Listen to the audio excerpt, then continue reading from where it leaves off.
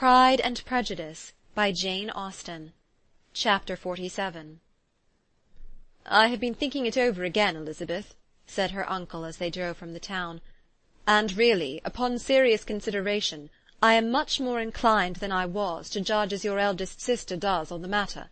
It appears to me so very unlikely that any young man should form such a design against a girl who is by no means unprotected or friendless, and who is actually staying in his colonel's family, that I am strongly inclined to hope the best. Could he expect that her friends would not step forward? Could he expect to be noticed again by the regiment after such an affront to Colonel Forster? His temptation is not adequate to the risk." "Do you really think so?" cried Elizabeth, brightening up for a moment. "Upon my word," said Mrs. Gardiner, "I begin to be of your uncle's opinion.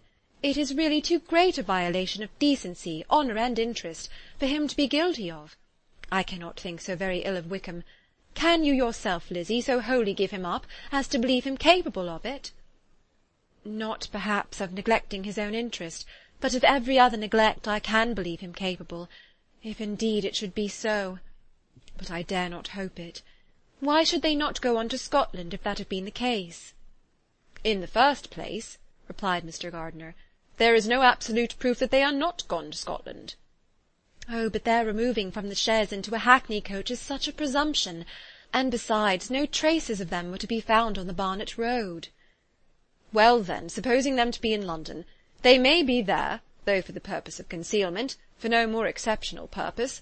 It is not likely that money should be very abundant on either side, and it might strike them that they could be more economically, though less expeditiously, married in London than in Scotland." "But why all this secrecy? Why any fear of detection? Why must their marriage be private? Oh, no, no, this is not likely. His most particular friend, you see, by Jane's account, was persuaded of his never intending to marry her. Wickham will never marry a woman without some money. He cannot afford it. And what claims has Lydia? What attraction has she beyond youth, health, and good humour that could make him, for her sake, forego every chance of benefiting himself by marrying well? As to what restraint the apprehensions of disgrace in the corps might throw on a dishonourable elopement with her, I am not able to judge, for I know nothing of the effects that such a step might produce. But as to your other objection, I am afraid it will hardly hold good. Lydia has no brothers to step forward, and he might imagine from my father's behaviour, from his indolence and the little attention he has ever seemed to give to what was going forward in his family, that he would do as little, and think as little about it, as any father could do in such a matter." "But can you think that Lydia is so lost to everything but love of him, as to consent to live with him on any terms other than marriage?" "It does seem, and it is most shocking indeed," replied Elizabeth with tears in her eyes, "that a sister's sense of decency and virtue in such a point could admit of doubt. But really I know not what to say. Perhaps I am not doing her justice. But she is very young. She has never been taught to think on serious subjects, and for the last half-year, nay, for a 12-month, she has been given up to nothing but amusement and vanity. She has been allowed to dispose of her time in the most idle and frivolous manner, and to adopt any opinions that came in her way. Since the Blankshire were first quartered in Meryton, nothing but love, flirtation, and officers have been in her head. She has been doing everything in her power, by thinking and talking on the subject, to give greater, what shall I call it, susceptibility to her feelings, which are naturally lively enough. And we all know that Wickham has every charm of person and address that can captivate a woman." "But you see that Jane," said her aunt, "does not think so very ill of Wickham as to believe him capable of the attempt." "Of whom does Jane ever think ill? And who is there, whatever might be their former conduct, that she would think capable of such an attempt, till it were proved against them? But Jane knows, as well as I do, what Wickham really is. We both know that he has been profligate in every sense of the word, that he has neither integrity nor honour, that he is as false and deceitful as he is insinuating." "And do you really know all this?" cried Mrs. Gardiner, whose curiosity as to the mode of her intelligence was all alive. "I do indeed," replied Elizabeth, colouring. "I told you the other day of his infamous behaviour to Mr. Darcy, and you yourself, when last at Longbourn, heard in what manner he spoke of the man who had behaved with such forbearance and liberality towards him. And there are other circumstances which I am not at liberty, which it is not worth while to relate, but his lies about the whole Pemberley family are endless. From what he said of Miss Darcy, I was thoroughly prepared to see a proud, reserved, disagreeable girl. Yet he knew to the contrary himself. He must know that she was as amiable and unpretending as we have found her. But does Lydia know nothing of this? Can she be as ignorant of what you and Jane seem so well to understand? Oh, yes, that is the worst of it all. Till I was in Kent, and saw so much both of Mr. Darcy and his relation Colonel Fitzwilliam, I was ignorant of the truth myself, and when I returned home, the shire was to leave Meryton a week or fortnight's time. As that was the case, neither Jane, to whom I related the whole, nor I thought it necessary to make our knowledge public. For of what use could it apparently be to any one, that the good opinion which all the neighbourhood had of him should then be overthrown? And even when it was settled that Lydia should go with Mrs. Forster, the necessity of opening her eyes to his character never occurred to me. That she could be in any danger from the deception never entered my head.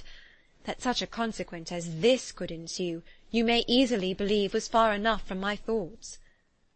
When they all removed to Brighton, therefore, you had no reason, I suppose, to believe them fond of each other? Not the slightest. I can remember no symptom of affection on either side, and had anything of the kind been perceptible, you must be aware that ours is not a family on which it could be thrown away. When first he entered the corps, she was ready enough to admire him, but so we all were. Every girl in or near Meryton was out of her senses about him for the first 2 months, but he never distinguished her by any particular attention, and consequently, after a moderate period of extravagant and wild admiration, her fancy for him gave way, and others of the regiment, who treated her with more distinction, again became her favourites.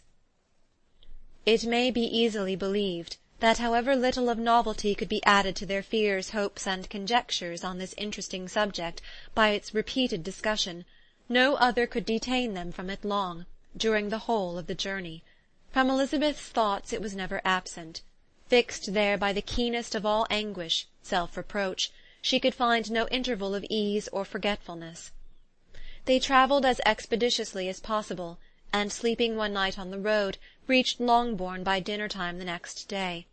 It was a comfort to Elizabeth to consider that Jane could not have been wearied by long expectations. The little gardeners, attracted by the sight of a chaise, were standing on the steps of the house as they entered the paddock, and when the carriage drove up to the door, the joyful surprise that lighted up their faces, and displayed itself over their whole bodies, in a variety of capers and frisks, was the first pleasing earnest of their welcome. Elizabeth jumped out, and after giving each of them a hasty kiss, hurried into the vestibule, where Jane, who came running down from her mother's apartment, immediately met her. Elizabeth, as she affectionately embraced her, whilst tears filled the eyes of both, lost not a moment in asking whether anything had been heard of the fugitives. "Not yet," replied Jane. "But now that my dear uncle is come, I hope everything will be well." "Is my father in town?" "Yes, he went on Tuesday, as I wrote you word." "And have you heard from him often?" "We have heard only twice. He wrote to me a few lines on Wednesday to say that he had arrived in safety, and to give me his directions, which I particularly begged him to do. He merely added that he should not write again till he had something of importance to mention." "And my mother, how is she? How are you all?" "My mother is tolerably well, I trust, though her spirits are greatly shaken. She is upstairs, and will have great satisfaction in seeing you all. She does not yet leave her dressing-room. Mary and Kitty, thank heaven, are quite well." "But you, how are you?" cried Elizabeth. "You look pale. How much you must have gone through." Her sister, however, assured her of being perfectly well, and their conversation, which had been passing while Mr. and Mrs. Gardiner were engaged with their children, was now put an end to by the approach of the whole party. Jane ran to her uncle and aunt, and welcomed and thanked them both with alternate smiles and tears. When they were all in the drawing-room, the questions which Elizabeth had already asked were of course repeated by the others, and they soon found that Jane had no intelligence to give. The sanguine hope of good, however, which the benevolence of her heart suggested had not yet deserted her, she still expected that it would all end well, and that every morning would bring some letter, either from Lydia or her father, to explain their proceedings, and perhaps announce their marriage. Mrs. Bennet, to whose apartment they all repaired after a few minutes' conversation together, received them exactly as might be expected, with tears and lamentations of regret, invectives against the villainous conduct of Wickham, and complaints of her own sufferings and ill-usage, blaming everybody but the person to whose ill-judging indulgence the errors of her daughter must principally be owing. "If I had been able," said she, "to carry my point in going to Brighton with all my family, this would not have happened. But poor dear Lydia had nobody to take care of her. Why did the Forsters ever let her go out of their sight? I am sure there was some great neglect or other on their side, for she is not the kind of girl to do such a thing if she had been well looked after. I always thought they were very unfit to have the charge of her, but I was overruled, as I always am. Poor dear child! And now here's Mr. Bennet gone away, and I know he will fight Wickham, wherever he meets him, and then he will be killed, and what is to become of us all? The Collinses will turn us out before he is cold in his grave, and if you are not kind to us, brother, I do not know what we shall do." They all exclaimed against such terrific ideas, and Mr. Gardiner, after general assurances of his affection for her and all her family, told her that he meant to be in London the very next day, and would assist Mr. Bennet in every endeavour for recovering Lydia. "Do not give way to useless alarm," added he. "Though it is right to be prepared for the worst, there is no occasion to look on it as certain. It is not quite a week since they left Brighton. In a few days more we may gain some news of them, and till we know that they are not married, and have no design of marrying, do not let us give over the matter as lost. As soon as I get to town I shall go to my brother, and make him come home with me to Gracechurch Street, and then we may consult together as to what is to be done." "Oh, my dear brother," replied Mrs. Bennet, "that is exactly what I could most wish for. And now do, when you shall get to town, find them out wherever they may be, and if they are not married already, make them marry. And as for wedding clothes, do not let them wait for that, but tell Lydia she shall have as much money as she chooses to buy them after they are married. And above all, keep Mr. Bennet from fighting. Tell him what a dreadful state I am in, that I am frightened out of my wits, and have such tremblings, such flutterings all over me, such spasms in my side, and pains in my head, and such beatings at heart, that I can get no rest by night or day. And tell my dear Lydia not to give any directions about her clothes till she has seen me, for she does not know which are the best warehouses. Oh, brother, how kind you are! I know you will contrive it all." But Mr. Gardiner, though he assured her again of his earnest endeavours in the cause, could not avoid recommending moderation to her, as well in her hopes as her fear, and after talking with her in this manner till dinner was on the table, they all left her to vent all her feelings on the housekeeper, who attended in the absence of her daughters. Though her brother and sister were persuaded that there was no real occasion for such a seclusion from the family, they did not attempt to oppose it, for they knew that she had not prudence enough to hold her tongue before the servants, while they waited at table, and judged it better that one only of the household, and the one whom they could most trust, should comprehend all her fears and solicitude on the subject. In the dining-room they were soon joined by Mary and Kitty, who had been too busily engaged in their separate apartments to make their appearance before. One came from her books, and the other from her toilette. The faces of both, however, were tolerably calm, and no change was visible in either, except that the loss of her favourite sister, or the anger which she had herself incurred in this business, had given more of fretfulness than usual to the accents of Kitty. As for Mary, she was mistress enough of herself to whisper to Elizabeth, with a countenance of grave reflection, soon after they were seated at table, "This is a most unfortunate affair, and will probably be much talked of. But we must stem the tide of malice, and pour into the wounded bosoms of each other the balm of sisterly consolation." Then, perceiving Elizabeth had no intention of replying, she added, "Unhappy as the event must be for Lydia, we may draw from it this useful lesson, that loss of virtue in a female is irretrievable, that one false step involves her in endless ruin, that reputation is no less brittle than it is beautiful, and that she cannot be too much guarded in her behaviour towards the undeserving of the other sex." Elizabeth lifted up her eyes in amazement, but was too much oppressed to make any reply. Mary, however, continued to console herself with such kind of moral extractions from the evil before them. In the afternoon, the two elder Miss Bennets were able to be for a half-hour by themselves, and Elizabeth instantly availed herself of the opportunity of making any inquiries which Jane was equally eager to satisfy. After joining in general lamentations over the dreadful sequel of this event, which Elizabeth considered as all but certain, and Miss Bennet could not assert to be wholly impossible, the former continued the subject by saying, "But tell me all and everything about it which I have not already heard. Give me further particulars. What did Colonel Forster say? Had they no apprehension of anything before the elopement took place? They must have seen them together for ever." "Colonel Forster did own that he had often suspected some partiality, especially on Lydia's side, but nothing to give him any alarm. I am so grieved for him. His behaviour was attentive and kind to the utmost. He was coming to us in order to assure us of his concern, before he had any idea of their not being gone to Scotland. When that apprehension first got abroad, it hastened his journey." "And was Denny convinced that Wickham would not marry? Did he know of their intending to go off? Had Colonel Forster seen Denny himself?" "Yes, but when questioned by him, Denny denied knowing anything of their plans, and would not give his real opinion about it. He did not repeat his persuasion of their not marrying, and from that, I am inclined to hope, he might have been misunderstood before." "And till Colonel Forster came himself, not one of you entertained a doubt, I suppose, of their being really married?" "How was it possible that such an idea should enter our brains? I felt a little uneasy, a little fearful of my sister's happiness with him in marriage, because I know that his conduct had not been always quite right. My father and mother knew nothing of that. They only felt how imprudent a match it must be. Kitty then owned, with a very natural triumph on knowing more than the rest of us, that in Lydia's last letter she had prepared her for such a step. She had known, it seems, of their being in love with each other many weeks." "But not before they went to Brighton?" "No, I believe not." "And did Colonel Forster appear to think well of Wickham himself? Does he know his real character?" "I must confess that he did not speak so well of Wickham as he formerly did.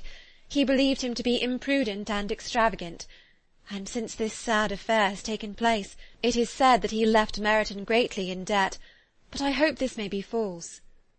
Oh, Jane, had we been less secret, had we told what we knew of him, this could not have happened."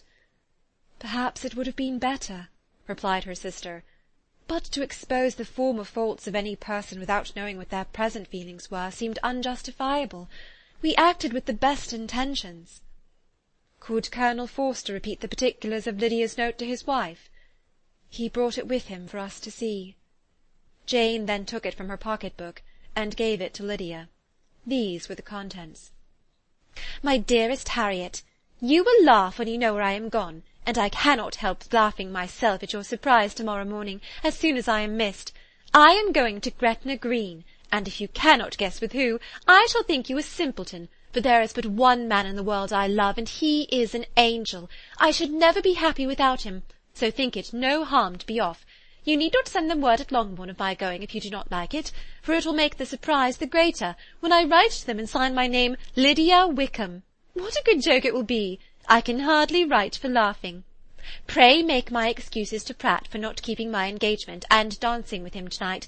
Tell him I hope he will excuse me when he knows all, and tell him I will dance with him at the next ball we meet with great pleasure. I shall send for my clothes when I get to Longbourn, but I wish you would tell Sally to mend a great slit in my worked muslin gown before they are packed up. Good-bye. Give my love to Colonel Forster. I hope you will drink to our good journey. Your affectionate friend, Lydia Bennet." "Oh, thoughtless, thoughtless Lydia!" cried Elizabeth when she had finished it. "What a letter is this, to be written at such a moment! But at least it shows that she was serious on the subject of their journey. Whatever he might afterwards persuade her to, it was not on her side a scheme of infamy. My poor father, how he must have felt it! I never saw anyone so shocked. He could not speak a word for full 10 minutes. My mother was taken ill immediately, and the whole house in such confusion."